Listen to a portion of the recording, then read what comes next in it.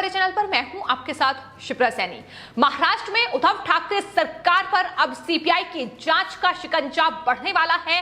Maharashtra BJP अध्यक्ष चंद्रकांत पाटिल ने केंद्रीय गृह मंत्री अमित शाह को एक लेटर लिख दिया है, जिसमें उन्होंने वसूली रैकेट में अनिल देशमुख के बाद अब महाराष्ट्र के डिप्टी सीएम अजीत पवार और अनिल परब के खिलाफ सीबीआई जांच की मांग की है। तो महाराष्ट्र में वसूली रैकेट में फंसी महाविकास अघाड़ी सरकार की मुश्किलें हर रोज बढ़ रही हैं। महाराष्ट्र के पूर्व गृह मंत्री अनिल देशमुख पर सीबीआई और ईडी की जांच के बाद अब गिरफ्तारी की तलवार लटकी हुई है। लेकिन इसी बीच दूसरी ओर महाराष्ट्र के डिप्टी सीएम अजीत पवार और शिवसेना नेता महाराष्ट्र के ट्रांसपोर्ट मिनिस्टर अनिल परब पर लगे वसूली के आरोपों के बाद बीजेपी ने दोनों नेताओं के खिलाफ मोर्चा खोल दिया है।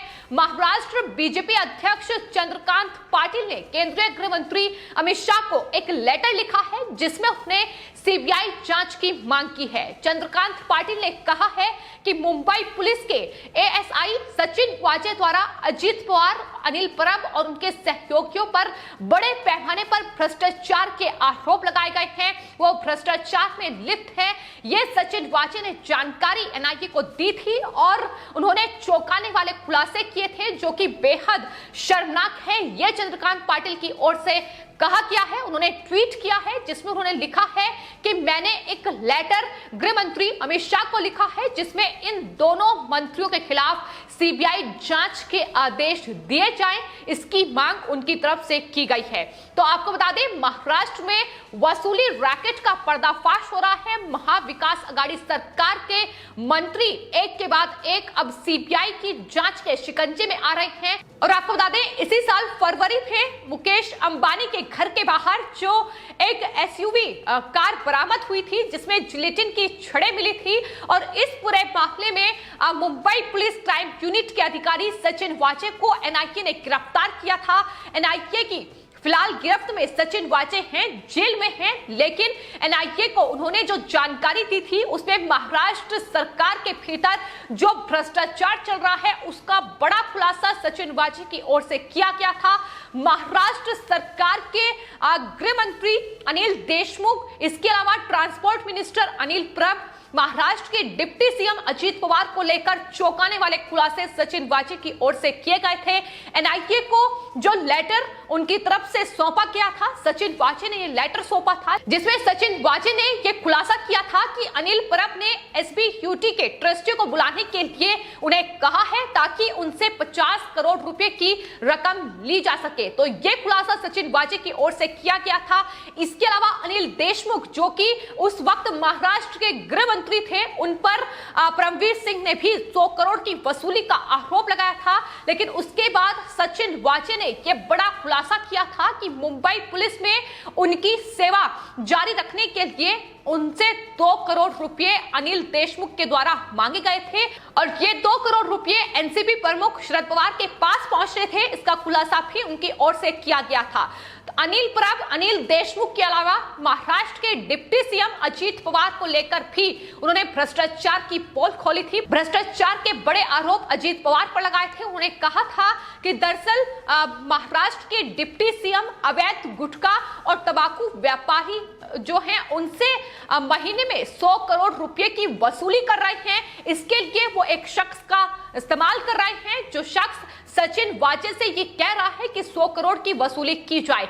तो फिलहाल आपको बता दें, एंटीलिया केस में सचिन वाजे एनआईए की गिरफ्त में हैं, जेल में हैं, लेकिन सचिन वाजे वो शख्स थे, क्राइम यूनिट के वो अधिकारी थे, जिन्हें उद्धव ठाकरे ने ही बहाल किया था पोस्ट पर, और यही वजह है कि उनका जो इस्तेमाल है वो वसूली के लिए किया गया।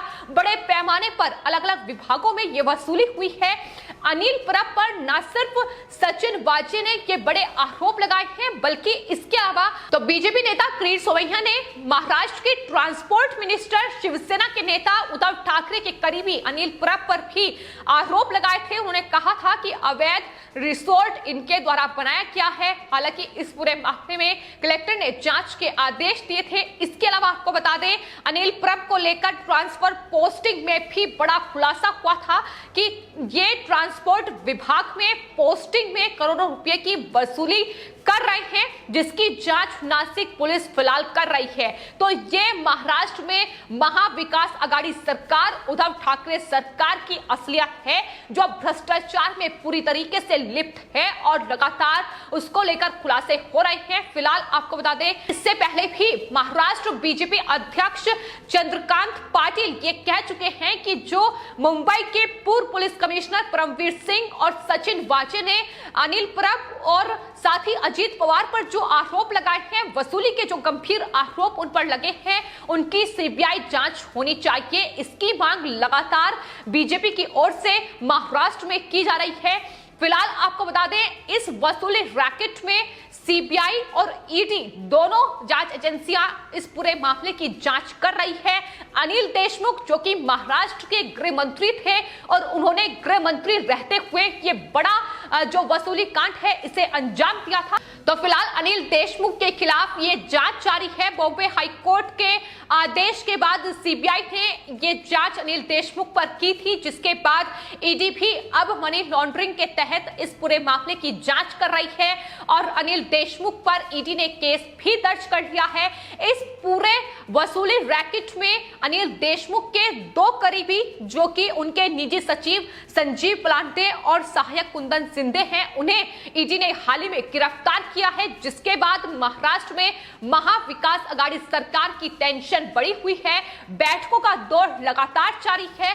संजय राउत शिवसेना के नेता उद्धव ठाकरे से मुलाकात कर रहे हैं। इसके बाद शरद पवार से भी उनकी मुलाकात हो रही है, क्योंकि जाहिर तौर पर अगर अब दो सहयोगी अनिल देशमुख के ईडी की रडार पर हैं, ईडी की गिरफ्त में है, तो आने वाले वक्त में अनिल देशमुख की गिरफ्तारी भी हो सकती है।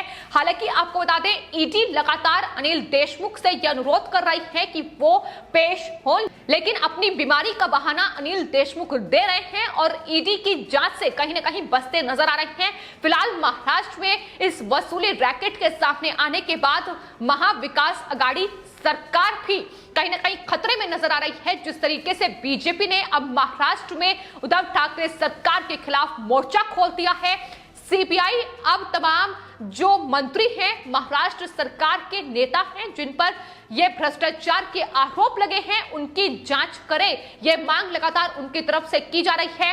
हालांकि बीजेपी की ओर से यह भी लगातार कहा जा रहा है कि इस पूरे वसूली रैकेट का आका कौन है, खुलासा इसका भी होना चाहिए और यही वजह मानी जा रही है कि बैठकों का दौर महाराष्ट्र में फिलहाल इतने बड़े पैमाने पर ईडी की जांच के बाद चल रहा है, क्योंकि ईडी तमाम जगहों पर महाराष्ट्र में नागपुर से लेकर मुंबई और तमाम अलग अलग जगहों पर छापेमारी कर चुकी है, तमाम दस्तावेज जुटा चुकी है। खुलासा हुआ है कि दरअसल 4 करोड़ रुपए की वसूली जो है वो बार रेस्टोरेंट्स उसके जरिए अनिल देशमुख ने की है। तो ये लगातार खुलासे हैं जो ईडी की जांच में सामने आ रहे हैं और फिलहाल महाराष्ट्र में उद्धव ठाकरे की टेंशन लगातार बढ़ रही है। यही वजह है कि महाराष्ट्र में उद्धव ठाकरे की मुलाकात शरद पवार से हो रही है और संजय राउत लगातार बैठकें कर रहे हैं। तो फिलहाल किस तरीके से इस वसूली रैकेट से बाहर निकला जाए, इसका रास्ता कहीं ना कहीं महाविकास आघाड़ी सरकार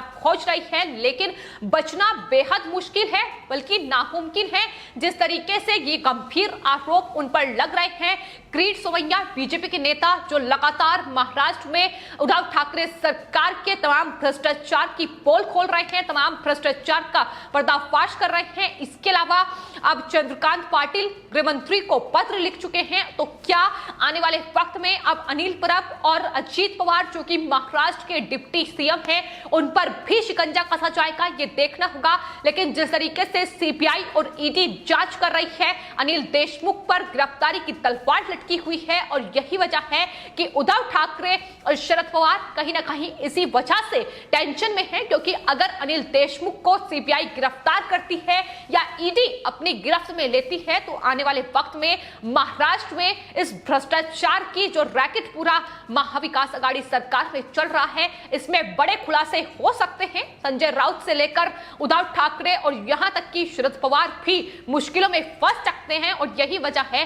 कि लगातार इस तरीके के कंडे अब अपनाए जा रहे हैं, किस तरीके से इस पूरे वसूली रैकेट के खेल से बचा जा सके। लेकिन वही संजय राउत ईडी की इस जांच से बौखला गए हैं और केंद्र को घेर रहे हैं कि दरअसल जो केंद्र सरकार है वो जांच एजेंसियों का इस्तेमाल कर रही है सिर्फ राजनीतिक फायदे के लिए। लेकिन महाराष्ट्र में जो कुछ हुआ है, एंटीलिया विस्फोटक केस से लेकर तमाम ऐसे बड़े महाराष्ट्र में मुद्दे हैं जिसमें उद्धव ठाकरे सरकार पर सवाल उठ रहे हैं। तमाम बॉलीवुड में चाहे ड्रग्स कनेक्शन का मामला हो या फिर सुशांत सिंह राजपूत की हत्या हो, दिशा शालियान की हत्या का केस हो, ये तमाम ऐसे मामले हैं जिनमें महाराष्ट्र में उद्धव ठाकरे सरकार पर मुसीबत लगातार बढ़ती रही है। और अब इन भ्रष्टाचार के मामलों में भी एक के बाद एक उद्धव ठाकरे सरकार के तमाम नेता फंसते नजर आ रहे हैं। फिलहाल आपकी इस पूरे मामले पर क्या राय है, हमें कमेंट बॉक्स में जरूर लिखें और चैनल को सब्सक्राइब करें। धन्यवाद।